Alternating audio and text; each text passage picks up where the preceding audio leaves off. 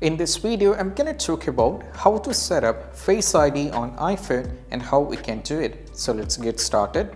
So first of all, what you need to do is you have to go over here, tap on the settings.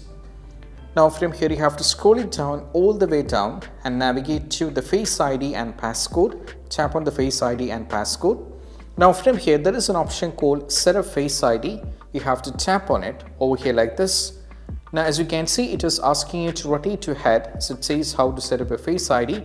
Just go for get started. So what happens is you have to give your face properly in front of the camera and you have to use it.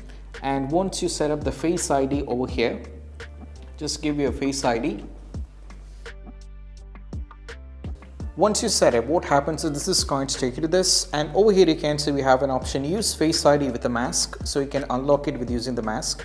Now you have to set this, the second one, don't use Face ID with the mask over here. So it is going to take you to this. Now go for done. It says the Face ID is right now, it is completely set up. Just go to done. And right now it is going to ask you a passcode that you have to set. You can give a passcode and right now it is a 6-digit.